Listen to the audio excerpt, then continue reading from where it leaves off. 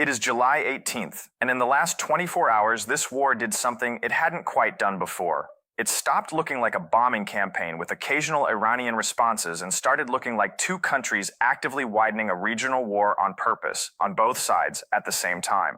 The U.S. hit multiple bridges across southern Iran and collapsed a tower at one of the country's key ports. Iran answered with what appears to be its largest retaliatory strike since ceasefire talks broke down, reaching Qatar, Kuwait, and Jordan, while claiming hits on American assets in Bahrain and Oman, and even a strike on a U.S. base in Syria that both Damascus and Washington immediately denied. And in the Gulf of Oman, a merchant ship crew took the human cost of this war somewhere it hadn't gone before. An Indian engineer died after his vessel was struck, and by the end of the week, India had ordered its own citizens off ships transiting the Strait of Hormuz entirely. Read that again, because every one of those threads is still live right now, not resolved, not walked back, still moving. Picture the last 24 hours as they actually happened, in order. Overnight, American aircraft came in over southern Iran and hit several bridges, the same category of target Washington has threatened for months as leverage against Tehran's grip on the Strait of Hormuz. At one of Iran's key ports, a tower came down entirely, the kind of structure used for coordination and surveillance along the coast, not something rebuilt in a week. Iran's answer wasn't scattered. It was, by CNN's account, the largest wave of retaliatory fire since the ceasefire fell apart, and it didn't stay inside Iran's own airspace. Qatar, a country that has spent months trying to broker exactly the kind of deal that just collapsed for a second time, took fire anyway. Kuwait took fire too, and lost something more specific than a missile impact, a power and water desalination plant, in a small desert nation where that kind of infrastructure isn't a convenience, it's survival equipment. Jordan came under attack again, the same country that intercepted 4 missiles crossing into its airspace back on July 11th. And then Iran said it hit a U.S. base in Syria. Both a Syrian source and the U.S. military immediately said that didn't happen. Whether or not that specific claim holds up, and there's real reason for skepticism given Tehran's history of announcing strikes that later turn out overstated or entirely fictional, the fact that Iran is now claiming reach into a 5th country in the same 24-hour window as confirmed strikes on 4 others tells you something about how this phase of the war is being narrated on the Iranian side, regardless of what actually landed where. Now back up, because none of this makes sense without the history, and the history keeps repeating a very specific shape. This war started February 28th, when the United States and Israel launched coordinated strikes against Iran in the middle of nuclear negotiations that were, on paper, still ongoing. The opening salvo didn't just hit military infrastructure. It killed Iran's supreme leader Ali Khamenei, along with a string of senior officials, a decapitation strike aimed at the top of the regime rather than a conventional campaign against its hardware. Iran answered within days with hundreds of missiles and thousands of drones fired across the region, hitting Israel, American bases, and U.S. allied Arab states simultaneously. That was the opening 5 weeks. It did not stay that intense the whole time. A ceasefire held for a stretch starting in April, brokered in part through outside mediation, and for a while the war looked like it might actually be winding down into something closer to a fragile peace. It wasn't.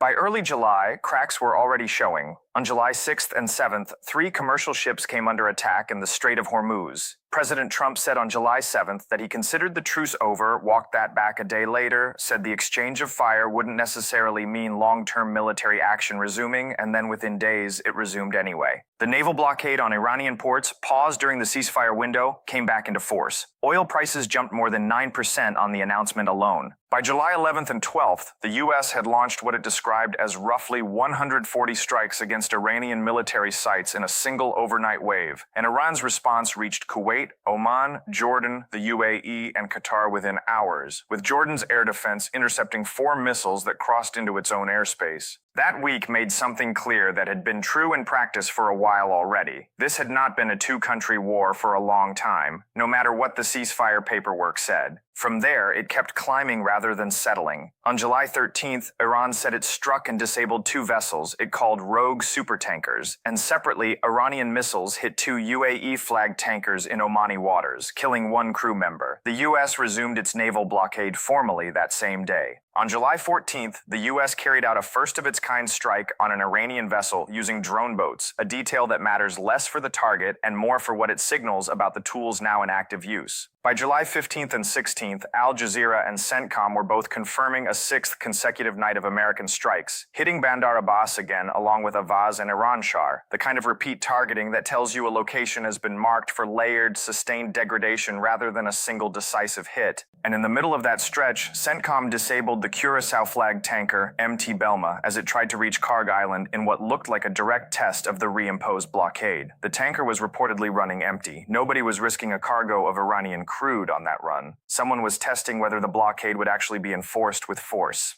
It was, and that answer mattered more than the ship itself. Which brings the timeline up to right now, to the bridges, the port tower, and the widened Iranian counterstrike that opened this piece. But there's a thread inside all of this that deserves its own space, because it's the part of the story that doesn't show up in strike counts or missile interceptions, the human and economic costs sitting on top of the military one.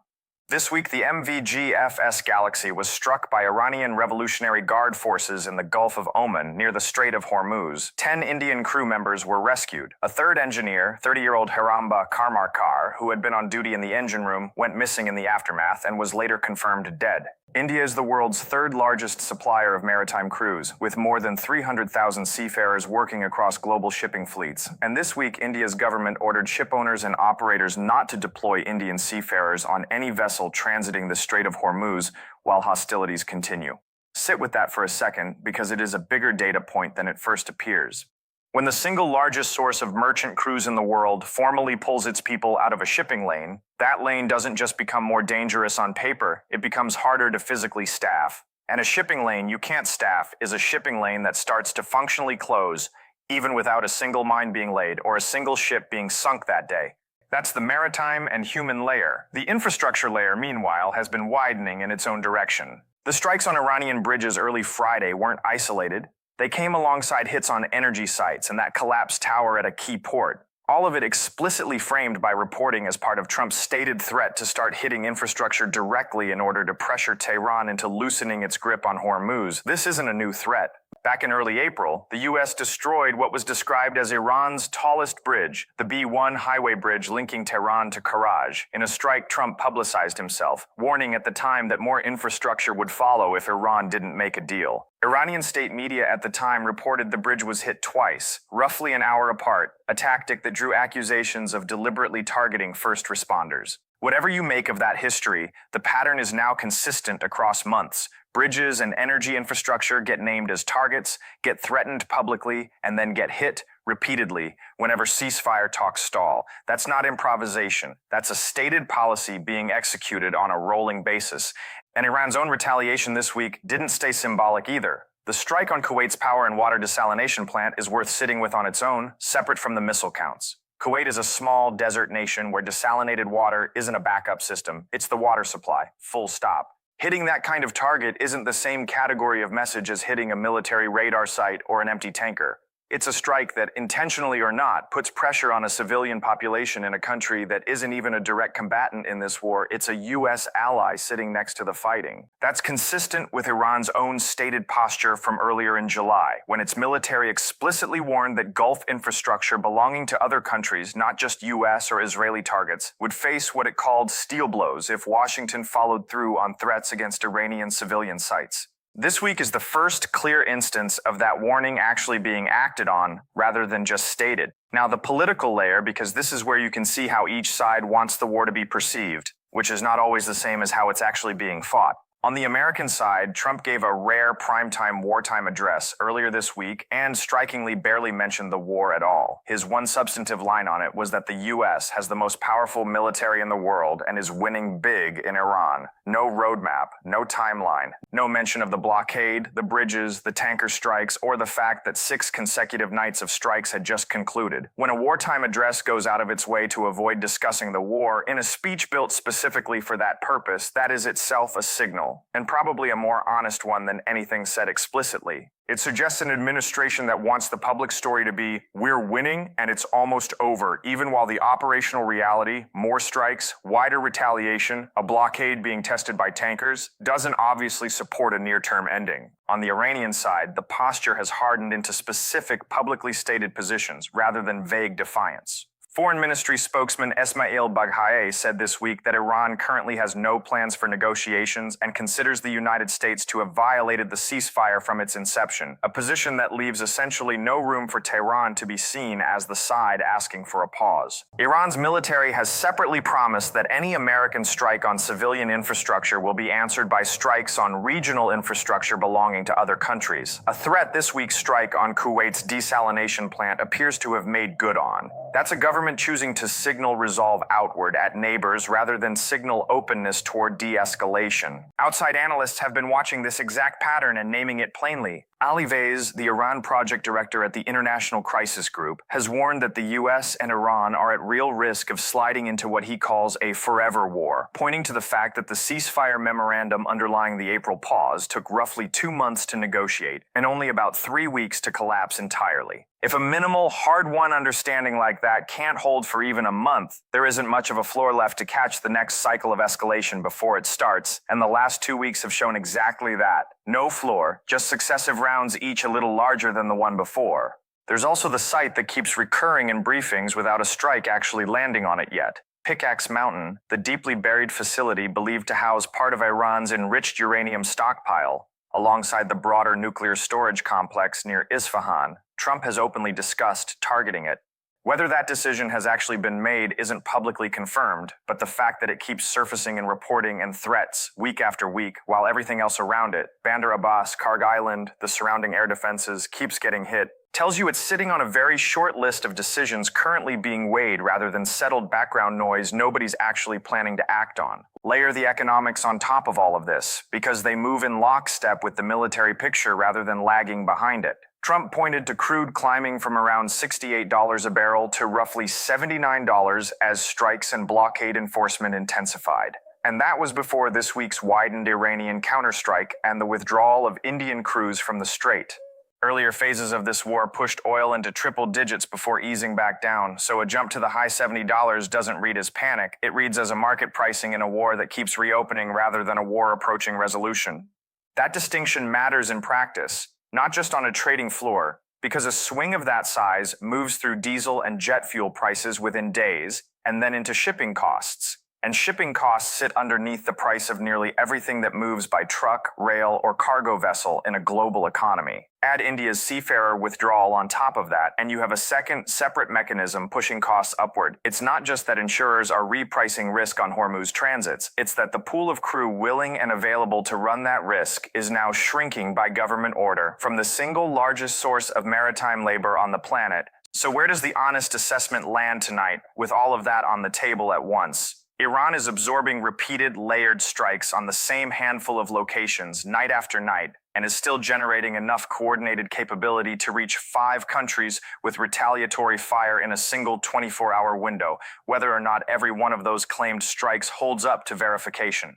The United States is enforcing a naval blockade with lethal force against vessels that test it, empty cargo or not, while expanding its target list from military sites into bridges, energy infrastructure, and port towers, exactly as it said it would. Civilian infrastructure belonging to third countries, a Kuwaiti desalination plant this week, is now being hit as part of the retaliatory cycle, meaning countries that never chose to be combatants are absorbing real costs anyway. And the global shipping system underpinning all of it is losing not just ships, but the people willing to crew them through the one strait this entire war keeps circling back to. There's a wider ring around this conflict that's easy to lose track of if you're only watching the headline strikes, and it's worth pulling into view on its own. Saudi Arabia and Yemen's Iran-backed Houthi movement had been holding something close to a de facto truce for months, a quiet arrangement that had mostly kept the Red Sea and southern Arabian Peninsula out of this war's direct line of fire. That truce appears to have ended in the same window as the ceasefire's broader collapse, with fresh strikes exchanged between the two sides. The Houthis sit on one shore of the Bab el-Mandeb Strait, a second global shipping choke point entirely separate from Hormuz, and any sustained reopening of hostilities there raises the same structural risk that's been building around Hormuz all along. Two of the world's most important maritime corridors under simultaneous pressure, controlled by different actors on different coastlines, with different escalation dynamics that don't necessarily move in sync with whatever's happening between Washington and Tehran directly. A ceasefire holding in one theater has never meant much for the others in this war, and the Saudi-Houthi truce ending in the same stretch as everything else is a reminder that this conflict's off-ramps have been collapsing in parallel, not one at a time. It's also worth naming the campaign properly, because the name itself tells you something about how this was designed from the outset. The joint U.S.-Israeli operation that opened this war on February 28th was codenamed Operation Epic Fury, and it wasn't built as a limited punitive strike. It was built as a decapitation and disruption campaign from the first hour, aimed squarely at removing Iran's top leadership and crippling its military command structure before Iran could organize a coordinated response. That kind of opening sets the tone for everything that follows, because a war that starts by killing the other side's supreme leader in the first strike isn't a war either side can easily walk back from, with a modest ceasefire later. Every subsequent collapse of every subsequent truce, April's, and now this one, has to be read against that starting point. There was never a version of this conflict where back to normal was realistically on the table. There was only ever a question of how long any given pause could hold before the underlying incompatibility reasserted itself. That brings the picture back to the decision room, because that's genuinely where the next chapter gets written. And there's more than one option worth naming, even though none of them are confirmed as final policy. Reporting throughout this month has described a set of options reportedly on the table in Washington that go meaningfully beyond continuing the current strike tempo, expanding the air campaign into new categories of infrastructure beyond bridges and energy sites, a direct strike on the Pickaxe Mountain facility itself rather than just the air defenses protecting it, and, most consequentially, the possibility of physically seizing Karg Island or other strategic positions in and around the Strait of Hormuz using American forces on the ground rather than air power alone. That last option would represent a categorically different war than anything confirmed to have happened so far. Strikes and blockades are being enforced from the air and the sea. A ground seizure of Iranian-controlled territory would put American personnel physically inside contested Iranian space, a step this conflict has not yet taken in 5.5 months of fighting. The fact that it's reportedly still on the table, in the same week Karg Island's own tanker traffic is already being intercepted and disabled by naval blockade enforcement, suggests these two threads, softening the target and weighing whether to seize it outright, may not be running on separate timelines at all, so zoom all the way back out. What you have as of tonight is a war that opened with a decapitation strike, cooled into a fragile ceasefire that outside experts warned from the start might not hold, and has now blown back open on essentially every front it touches at once. Bridges and energy infrastructure inside Iran, a widened Iranian counterstrike reaching 5 countries in a single day, a third country civilian utility knocked out in Kuwait, a merchant seafarer dead in the Gulf of Oman, the world's largest maritime labor pool pulling its people out of the strait entirely, oil markets climbing without panicking, a wartime address that pointedly avoided discussing the war, and a second regional truce between Saudi Arabia and the Houthis unraveling in parallel. None of that is resolved. None of it is finished. The names that keep recurring, Pickaxe Mountain, Karg Island, Bandar Abbas, the Strait of Hormuz itself, aren't random. They're the short list. The next phase of this war is actually going to be decided around. And after 5.5 months, the pattern holds without exception. Whatever gets decided next in a room most of the world will never see inside won't stay behind closed doors for long. It never has, not once, in this entire war.